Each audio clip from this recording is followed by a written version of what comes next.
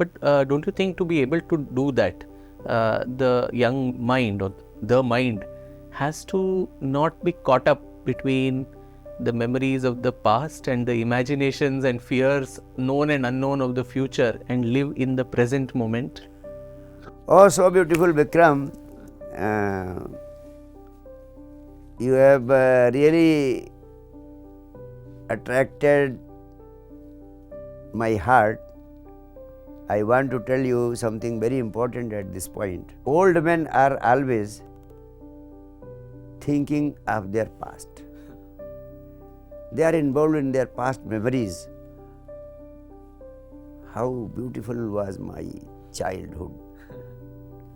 How beautiful were the days of my youth, and all the facilities and joys they enjoyed in their youth. Everything. They are always singing songs of the past. This is general tendency I found in all older people. And I have very closely watched the children. Small children are always trying to grow old. They are always thinking of the future. They are totally involved in the imaginations of the future. But the young mind which I want to take birth in this century, I want that young mind to die to the past and to die to the future and learn the art of living in the present moment. If you can live in the present moment without any care for the past and without any worries of the future, you will truly grow young. You will truly grow younger and younger, because a tremendous energy of this existence will be available to you. Your most of the energy is involved either in the worries of the past or in the worries of the future. No energy is available for you to remain in the present. That is why people are never in the present. People are living always in the past or always in the future, but never in the present. If all your energy is withdrawn from the past and all your energy is withdrawn from the future, a tremendous explosion of energy happens inside you. That explosion of energy is the energy of joy, the energy of wisdom, the energy of godliness, the energy of enlightenment. So this is the most important dimension of the young mind, that he should learn the art of living in the present moment. You may ask, how will he get answers to his problems if he is not going into the past or thinking of the future?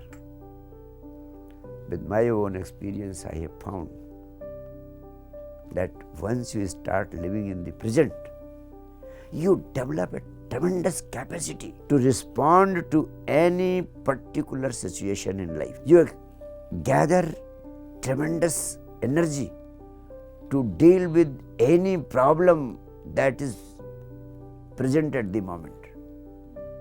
The response comes from within, simply because energy is available to you in the present. People on this planet are never responding to any situation. They are simply reacting. People say that they are acting, but in real terms, they are only reacting to situations. And there is a big difference between responding and reacting. Response is something that comes from within you, uncaused by the others. And reaction is something which comes as something caused by some outside force or outside person.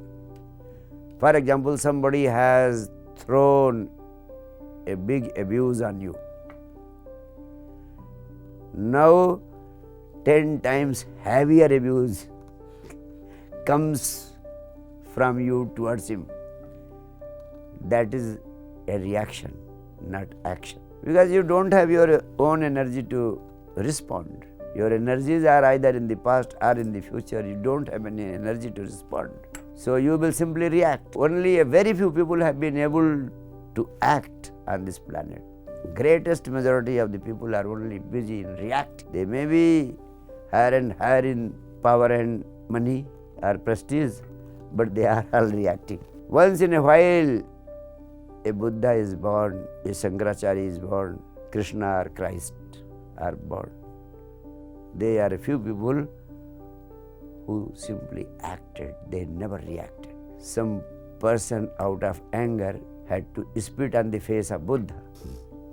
But Buddha just wiped off the spit and asked the person, please let me know if you have to say something more. So this was not a reaction. These people could act and did not react simply because their energies were overflowing in the present moment.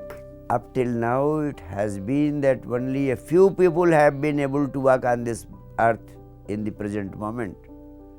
But now the science of spirituality has grown so much, and people like me have worked so hard on developing and imbibing this science that with a little attention, greater and greater majority of people on this earth can learn to live and walk in the present moment. So this Young Mind movement has been launched for the whole humanity. Closely linked to what you said of not living in imaginary fears and whatever thoughts of the future is for a young mind to also be very ambitious, and that ambition is rooted only in the future. I want to become this, I want to become something. So how does one tackle that contradiction? Oh Vikram, that is again a very relevant question, especially with regard to the youth and also with regard to the rest of the population, because all through the whole life every individual is trying to become somebody. Nobody is happy with himself. Everybody has to become this thing or that thing, this body or that body. Everybody has got to become president or prime minister. This is what we call ambition. Ambition simply means everybody wants to gain more power than others, more prestige than others, more money than others.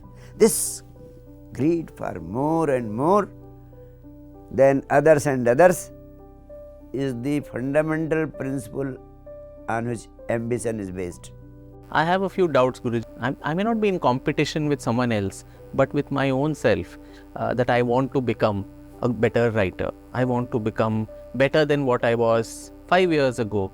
That is an ambition, that is a desire in me. And I'm sure a lot of young people have that ambition for their future, which it's maybe wrong to be hyper ambitious, but is ambition itself a bad word, that we should not be ambitious? Then life becomes stagnant and death.